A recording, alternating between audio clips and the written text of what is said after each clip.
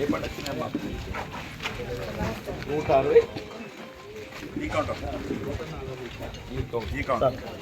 ఈ వార్డులో మొత్తం ఎన్ని హౌస్ ఉంటున్నారు? 400 అంటే రేషన్ కార్డు రేషన్ కార్డు సరే 340 అది 340 అంటే ఎక్కువ వచ్చింది. ఎక్కువ వచ్చింది హౌస్ హోల్డ్స్ అంటే రేషన్ కార్డ్స్ అదేనా?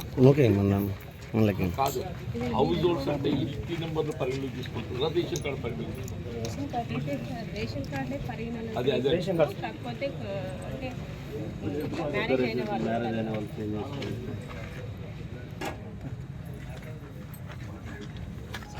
సాధారణంగా ఏం చెప్పుకొస్తున్నాయి వాళ్ళంటే రిక్వెస్ట్ డిమాండ్ రేషన్ కార్డు లేని వాళ్ళు ఎక్కువ ఉన్నారు. రేషన్ కార్డు లేని వాళ్ళు ఎక్కువ.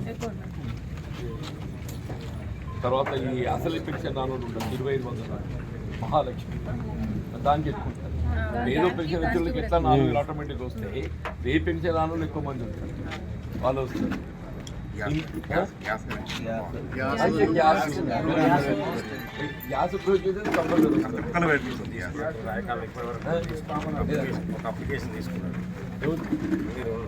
ఏమి ఎవరా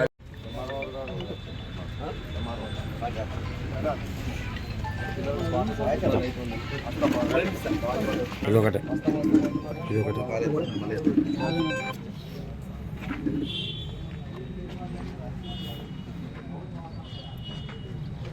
వీళ్ళు వాళ్ళకి ఇంజక్షన్ దొరికిందా?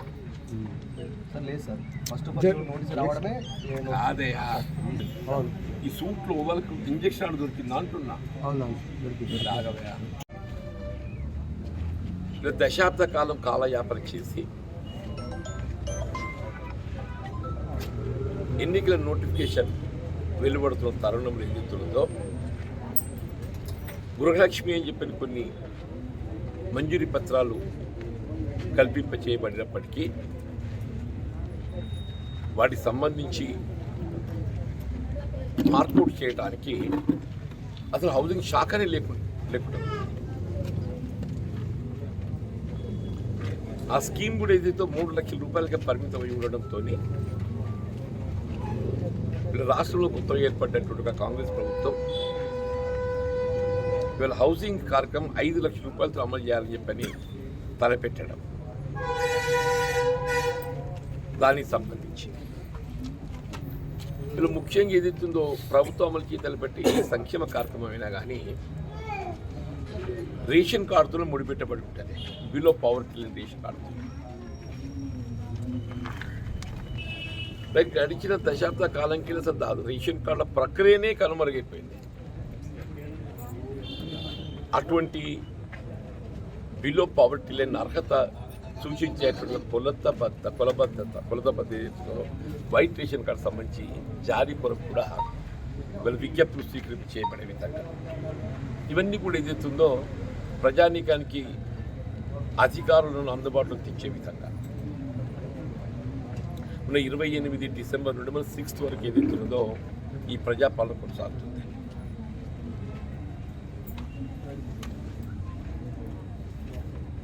ఈ విజ్ఞప్తులన్నింటినీ పరిశీలించి వారి అర్హతకు అనుగుణంగా ఏదైతున్నదో ఇవాళ గ్యాస్ సిలిండరే కానీ గృహజ్యోతి 200 యూనిట్ల వరకు ఉచిత విద్యుత్తే కానీ ఇవాళ పెన్షన్ సంబంధించి కూడా పెరుగుతున్నటువంటి నిత్యావసర వస్తువుల ధరలకు అనుగుణంగా ఈ 2016 పెన్షన్ కూడా 4000 చేయాలని చెప్పి సంకల్పించే ప్రభుత్వం.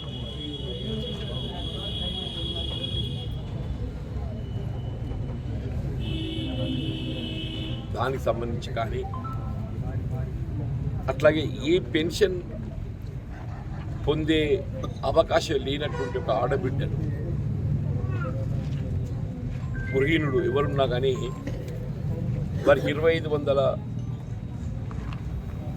పెన్షన్ సౌకర్యం కల్పింపజేయబడే విధంగా ఇవాళ ఈ మహాలక్ష్మి కార్యక్రమాన్ని ఏదైతే తెర మీద తేవడం జరిగిందో దానికి సంబంధించి కూడా మన విజ్ఞప్తులు సేకరించబడుతుంది. అంటే ఇవన్నీ కూడా వాస్తవంగా ఏదైతుందో ఇంతవరకు నా అనుభవంలో ఏ ప్రభుత్వం కూడా ఏదైతుందో ఏర్పడ్డ ఆనాడు వైఎస్ రాజశేఖర రెడ్డి గారు 24 గంటల్లో ఉచిత విద్యుత్ కార్యక్రమాన్ని అమలు చేసిందంటే 2004లో 24 గంటల్లో ఉచిత విద్యుత్ కార్యక్రమాన్ని అమలు చేయడం జరిగింది. మళ్ళీ వీళ్ళు 48 గంటల్లో ఏదైతే ఉందో మహిళలకు ఈ ఉచిత బస్సు ప్రయాణ రవాణా సౌకర్యం ఏదైతుందో ఇది అమలు చేయడం జరిగింది.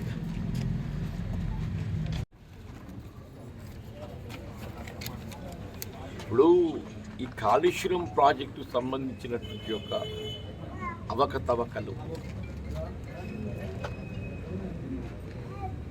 ఒకవైపు ఏదైతుందో ఇవాళ కాళేశ్వరం ప్రాజెక్టు బ్యారేజ్ పిల్లలు కుంగిపోయిన సందర్భంగా దాని పరిశీలకులు ఏదైతుందో నాణ్యత ప్రమాణం లోపించింది. అసలు కాళేశ్వరం ప్రాజెక్ట్ సిడబ్ల్యూసీ అనుమతులు కూడా పూర్తి స్థాయిలో లేవని చెప్పిన వాళ్ళే పేర్కొన్నారు. సిడబ్ల్యూసీ అంటే సెంట్రల్ వాటర్ కమిషన్. అసలు ఏ అనుమతి లేని ప్రాజెక్ట్ నిర్మాణం చేపట్టబడుతుంటే ఏ అనుమతులు పూర్తి స్థాయిలో అనుమతులు లేని అటువంటి వాటికి ఫండింగ్ ఏజెన్సీస్ ఏ విధంగా నిధులు సమకూర్చడం జరిగింది. ఈ బ్యాంకులు అప్పెట్లు ఇచ్చినాయి అంటున్నాయి. అనుమతులను పరిశీలించడానికి ఇవ్వాలి కదా. మరి మీ ఆర్థిక శాఖ ఏం చేస్తుంది? ఆర్థిక శాఖ మంత్రి గారు ఏం చేస్తుంది? నిర్మలా సీతారామన్ గారు. ఇవన్నీ కొత్తగా తెర మీదకి వచ్చినాయి కాదు. ఇలా గత 4 సంవత్సరాలకి ఏదైతుందో ఇవి చర్చలు ఉన్నాయి. బీజేపీ నాయకులు కూడా ఇప్పటికప్పుడు చెప్తూనే ఉన్నారు. కాళేశ్వరం ప్రాజెక్టు, డొర్ల ప్రాజెక్టు నిర్మాణ లోపాలు ఉన్నాయి. ఎప్పుడు చెప్తూ ఉన్నాను. ఈ 4 సంవత్సరాలలో ఎప్పుడు కూడా ఏదైతుందో దానిపై తగు విచారణ చేపట్టడానికి ఈ విధంగా చర్యలు చేపట్టలేదు.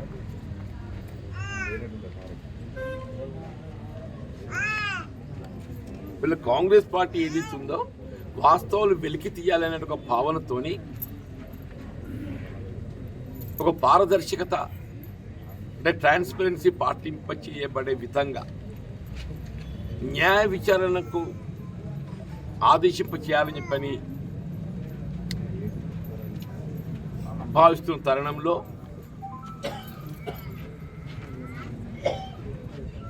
మీరు సిబిఐ విచారణకు ఎందుకు కూడటం లేదని చెప్పి అనడం అయితే ఆశ్చర్యం కలుగుతుందని చెప్పి అంటున్నాను. ఇలా మా మిత్రులు బీజేపీ నాయకులు మాట్లాడే వాళ్ళు ఏదైతున్నదో అసలు న్యాయ విచారణ పెద్దదా లేకుంటే సిబిఐ విచారణ పెద్దదా? దే మస్ట్ నో ఏది పారదర్శకతతో విచారణ చేపడతాడు.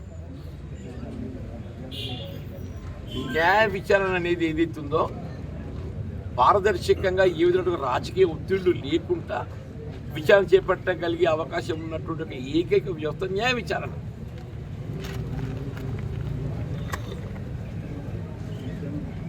ఇక్కడ సిబిఐ ఏదైతుందో కేంద్ర ప్రభుత్వం లిక్కర్ స్కామ్ సంబంధించి మనం గమనిస్తున్నామే. వీళ్ళ సిసోడియా కాడికి వెళ్ళి మొదలు పెడితే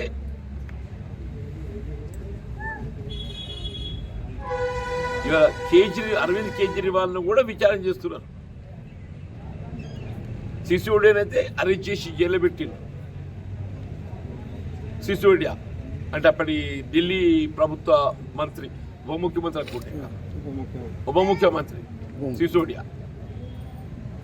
మరి కవిత గారికి వచ్చే వరకు ఏదైతుందో ఎందుకు మీరు నాన్చుతున్నారు అని చెప్పి అంటున్నా.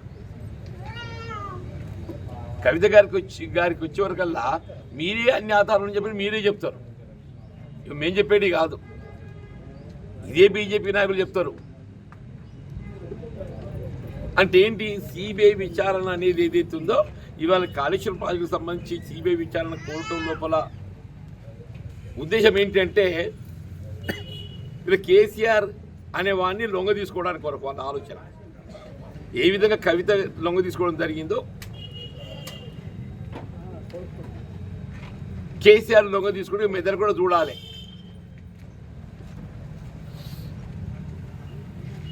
ఇలా న్యాయ విచారణలో ఏదైతుందో న్యాయ విచారణలో ఒకటి గమనించారు. ఇక్కడ మీరు వారికి సాంకేతికంగా సలహాలు సూచనలు ఇవ్వడానికి కానీ, ఇది ఇంపార్టెంట్ అన్న, మరి సాంకేతికంగా సలహాలు సూచనలు ఇవ్వడానికి కానీ, విచారణలో తోడ్పడడానికి కానీ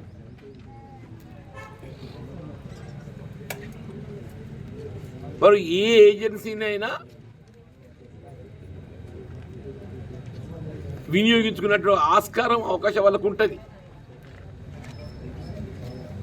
వాళ్ళు విచారణలో అవసరమైనచో they can seek the assistance of the CBI also. ఒకసారి న్యాయ విచారణకు ఆదేశింపు చేయబడ్డట్టయితే that the judge will become supreme. The judge will become supreme. Judge will become supreme. ఆ న్యాయ విచారణలో వాస్తవాలు వెలికి తీయటానికి వాళ్ళు ఏ ఏజెన్సీని అవసరం కూడా ఆ ఏజెన్సీని వినియోగించుకోవచ్చు. సాంకేతిక సలహాలు సూచనలు పొందడానికి ఏదైతుందో ఇప్పుడు కేంద్రంలో ఉండే ఒక ఇంజనీరింగ్ నిపుణులు సలహాలు సూచనలు పొందవచ్చు.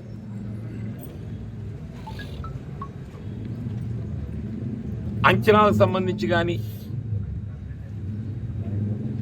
విద్యుత్ మోటార్ల కొనుగోలుకు సంబంధించి కానీ అవి ఏ విధంగా అంచనాలు రూపొందించడం జరిగింది, అవి మార్కెట్లో ఆ విద్యుత్ మోటార్లు ఏదైతే ఉందో అవి ఏ ధరకు లభ్యతపడతాయి. మీరు వాస్తవాలు వెలికి తీయడానికి అవసరమైతే సిబిఐ యొక్క సలహాలు సూచనలు, వారి యొక్క ఇన్వెస్టిగేషన్లో విచారణలు తోడ్పడటానికి వాళ్ళ సలహా సూచనలు పొందే అవకాశం ఉంది. They are not prevented. Judicial enquiry is not prevented. Judicial ఎంక్వైరీకి జారీ ఉత్తర్వులు ఏదైతే ఉందో మీరు సిబిఐని సంప్రదించవద్దు, అనుమతి ఉండదు. దాంట్లో వాళ్ళు ఏమనుకుంటున్నారు బీజేపీ వాళ్ళు, వాళ్ళ అవసరాన్ని బట్టి వాళ్ళు ఎవరి సలహా సూచనలు పొందొచ్చు. ఇలాంటి సిబిఐ సలహా సూచనలు పొందొచ్చు, స్టేట్ సిబిసిఐడి సలహాలు పొందొచ్చు, విచారణలో స్టేట్ పోలీస్ సలహాలు పొందొచ్చు, వాళ్ళు ఎవరిదైనా వాళ్ళు పొందొచ్చు. ఇక మేమేదైతుందో నిష్పక్షపాతంగా పారదర్శకంగా విచారణ చేపట్టడానికి న్యాయ విచారణ అనేది అత్యున్నతమైంది అంటున్న న్యాయ విచారణ. అటువంటి దాన్ని మేము చేపిస్తామని చెప్పంటే CBI is nothing but police investigation. CBI is nothing but police investigation. Another central police, central bureau of investigation does mean it's a central police.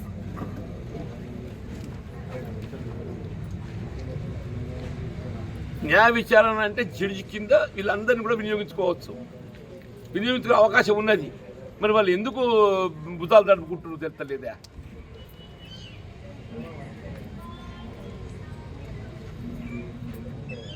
దయచేసి ఏదైతుందో అంటే దీంతో బీజేపీ అండ్ బీఆర్ఎస్ యొక్క ఆలోచన విధానం ఏ విధంగా కొంత మనం గమనించవచ్చు. ఏ విధంగా బీఆర్ఎస్ను కాపాడటానికి బీజేపీ సిబిఐని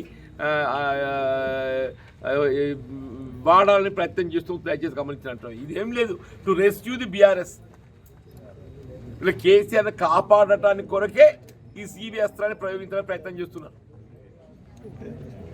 కేసీఆర్ని కాపాడటానికి